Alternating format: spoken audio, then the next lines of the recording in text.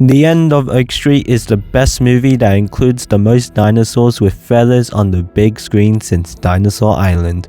Not to be confused with Dinosaur Island or Dinosaur Island. As time goes on, it seems that there's been more projects popping up outside of the Jurassic franchise, whether it be from big studios or indie filmmakers. It's a breath of fresh air that there's been a wider window of options and seeing what other people are capable of. But unfortunately, most of these projects still share traits from the Jurassic films, whether it be from the dinosaur designs, the inconsistent plot, or the unlikable plot-armored characters who were supposed to alike. It ends up becoming too cliche, and it has grown on me so much that I'm losing faith in these movies. And then I saw the trailers. It grew hope within me.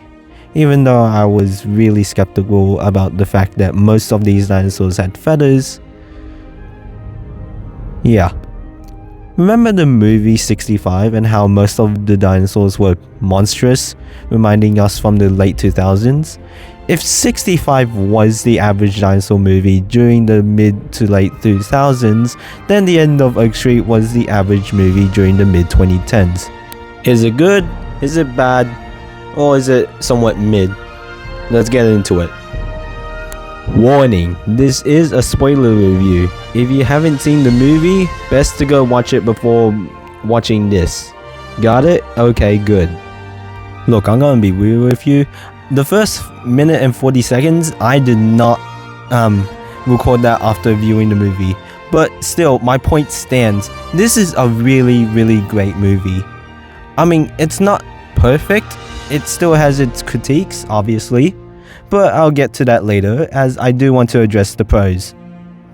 Usually in these dinosaur films, the family or kids are very annoying and unlikable, and I usually forget their names. But in this movie, they're actually likable and not that annoying. I mean, Brian and Audrey aren't like those two annoying kids that you usually see. They are quite realistic and three-dimensional. Heck, even Brian's and Audrey's parents are likable, who are Greg and Denise. Yeah, they do have drama, but it's actually played off as realistic. And that drama is not just played off for the sake of conflict and drama, obviously, but it's played off as realistic and relatable even. Also, their stories, character backgrounds, and setups are pretty moderately paced. Unlike most films where they're introduced really quickly and they're really fast paced just to get to the point, they kind of take their time. We get to see what the neighborhood is like, we get to see what the people are like there, and all of that stuff. We get setups to other characters, like Jeanette being like a private school student, or Mel, the neighbor who cannot stand the Pratt family. He dies by being mauled by pterosaurs. Speaking of dying, there was so much carnage in this movie. I mean, it's not like blood and gore, but there is a lot of dead bodies in this movie. Like, it's literally a zombie apocalypse but with dinosaurs. There's literally just corpses out on the street. Like, there's like all of these dead people, and then they're being feasted on by the coelophysis, pterosaurs, birds, you know. And there's this one scene when the family are like leaving the area. It's just chaos. Like, there's this one guy being dragged away by, I'm assuming, a Rallisukian. And then you get these other shots of people running away from the coelophysis, which I'm pretty sure they all die. I just find it funny of how Denise and Greg don't even care about them. They're not even trying to help. They're just trying to get out of there and survive. It really goes to show how everyone is just on their own at this moment. And I see it as hilarious and cruel at the same time. I love it. And before I forget, Greg dies in the most shocking and fast way. I thought he had like plot armor. I thought he was gonna make it to the end. I mean, he technically does, but he died to the Allosaurus. He literally got his leg bitten off, and then it just got mauled and then chewed on and then ripped apart by it, while Denise just stands there in shock. That moment right there literally made my jaw drop. Like, I didn't even know how to react. But my initial reaction was just funny, but also it eventually turned to sad. Also, one more point before I move on.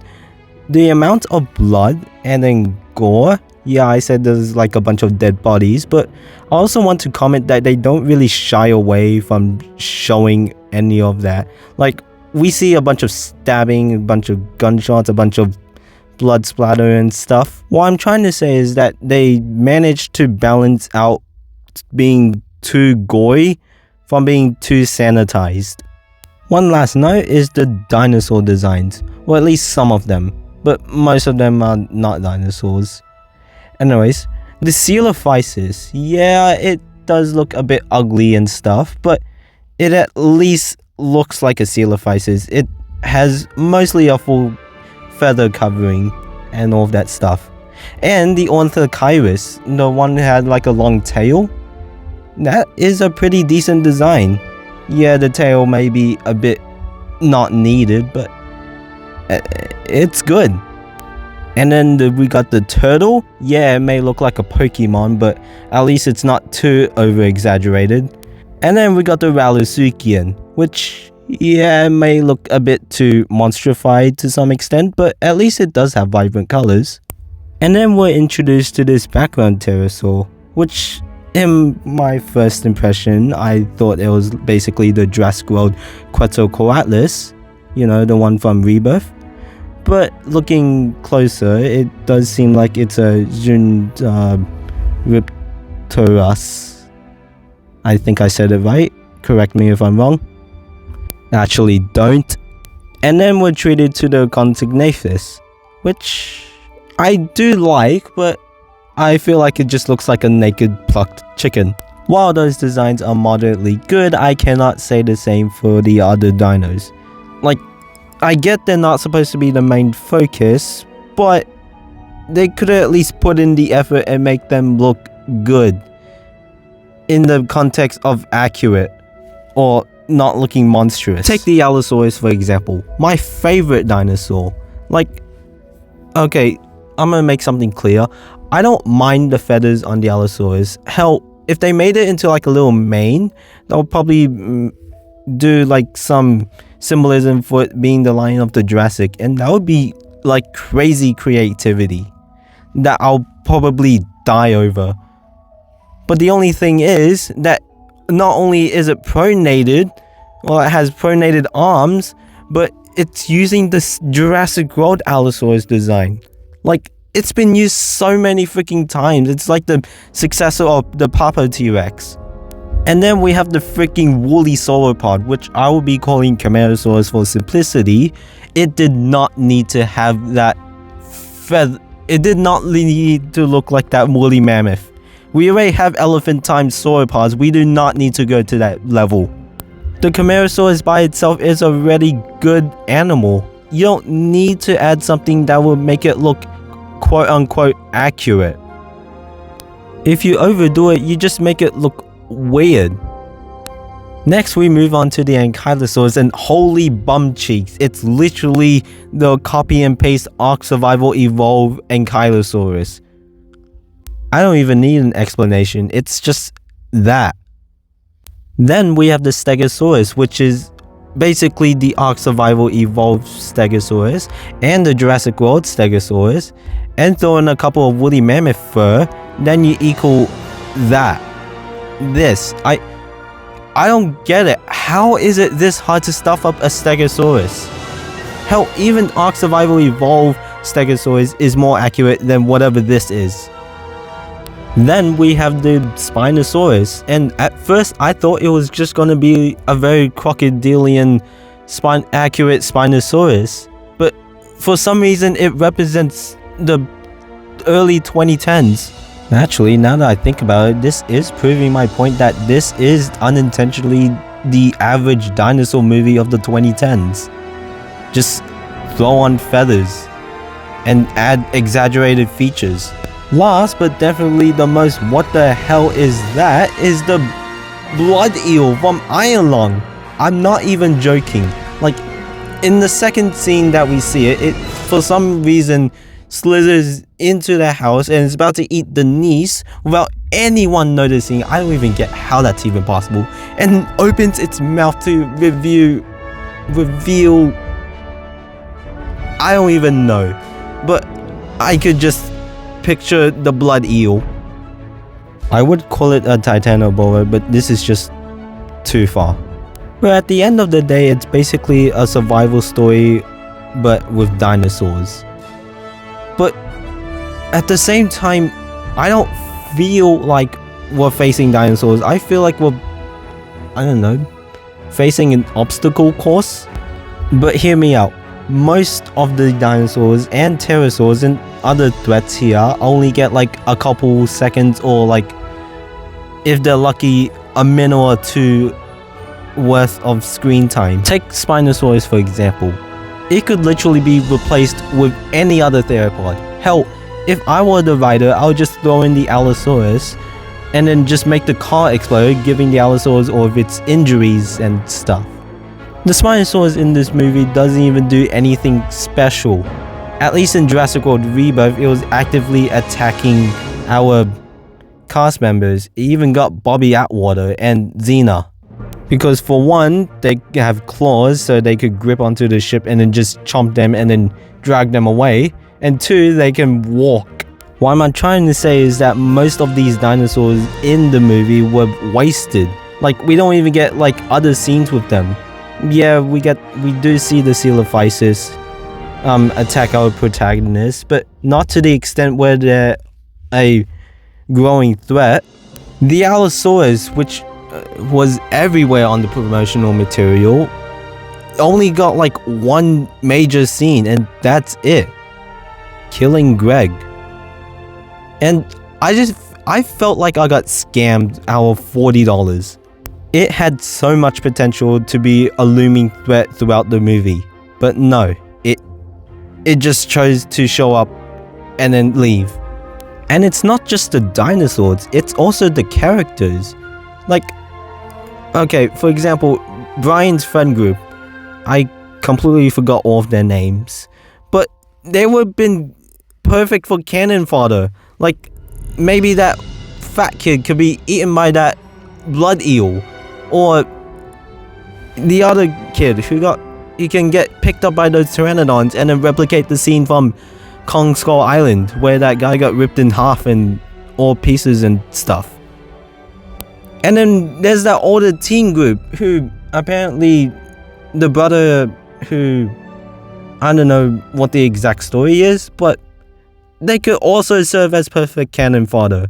They could be mauled by Coelophysis, get chomped up by the Allosaurus, or swiped by the Spinosaurus or something. I don't even know where they disappeared off to. But if I were to assume something, they just all died on day one. Like when the family was just driving and everyone was just getting eaten. They were part of that. And then they just got eaten by whatever. And it's not just the side characters or like the background characters. It's like part of the main characters as well. Like Starbucks, for example. Like, he disappears for like the first act of the movie and then reappears saving Brian from the ornithochiruses and stuff. I wish that I got to see more screen time from him. And I need to know how he survived for like the entire night or day, or how long it's been since Brian and Starbucks met up. Like, was he in a pack? Was he eating dinosaurs?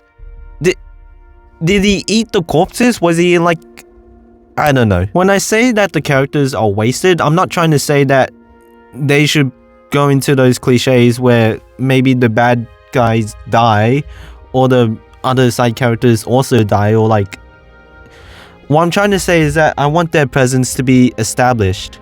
Like, in the movie, it just feels like they just disappear once the portal appears and stuff. Or like when they get teleported back, like they just disappear. We don't even see what happened to them. But luckily, it's not all of the characters. We still see like some of the neighbors and where they're at right now. And same with the dinosaurs. I mean, I get it. I get that the film is not trying to also go into those cliches where there's like a good guy and a bad guy dino. But I wish they had like a bit more presence, especially with that very heavily scarred Allosaurus. I wish he made more of a presence. Speaking of presence, there should be at least a point A to B. And there is a point A to B with the little bubble that everyone was trying to get to. But it was so established lately that it just feels a bit rushed. Like, maybe earlier on in the film, this could be like hinted as this spot. But it just feels off, and heck, we don't even get that long of a journey. To me, it just felt like 5 minutes from their house to that spot over there. You know, with the bubble and stuff. And for the last of my cons is the ending. I mean, personally, I don't really mind the ending, but at the same time, I do mind the ending because it's quite confusing. When Denise was like on the phone and stuff, she was like warning a couple people to like get out of the neighborhood. And also, I'm assuming that she also warned Greg to get out of the neighborhood. Or like, get to that address and stuff. Does that mean Greg was saved from being teleported back in time? While Denise, Audrey, Brian, and Starbucks from that timeline ultimately get teleported back? Does Greg in this timeline ever find out that this isn't at his actual family? And that his family was, I don't know, teleported back in time, while this one is from a future timeline where in that timeline Greg dies? I mean, I'll probably answer that for myself. This is a bit confusing for me, and to be honest, I think I'll be answering my own questions right now, but I just feel like the stuff should be a bit more clear. What if Greg goes in frustration that he was not with his family when they got teleported, and now he's stuck with a family that isn't even his, and in a timeline where he died? And how is Brian and Audrey gonna cope with the fact that most of their friends are still in that neighborhood and they all got teleported back in time? And in the final shot of the film, did I see a duplicate of Jeanette? Am I I don't know, hallucinating or something? I mean, I'm pretty sure that's the case. Anyways, I've been rambling on for too long. But despite all of these critiques and cons and stuff, I still fairly like the film. The dinosaur designs were probably the weakest part of it. I'm pretty sure that was the intention, because most of the other stuff, like the characters and the plot, were pretty well executed. If the medium was replaced by, say, aliens or monsters or like, hell, even robots, I'll probably say that this would still execute as a pretty good film. Heck, I'll go as far as say that the executives for Warner Brothers probably thrown in dinosaurs because it was the most marketable. In the end, I'll probably give this at least an 8.5 out of 10. It definitely succeeds past the other dinosaur films, like obviously 65, heck, even Primitive War, which I am pretty much a somewhat fan of that, but not really a fan. If you have any other thoughts of this movie, let me know down in the comments below and share your thoughts. Until next time, goodbye.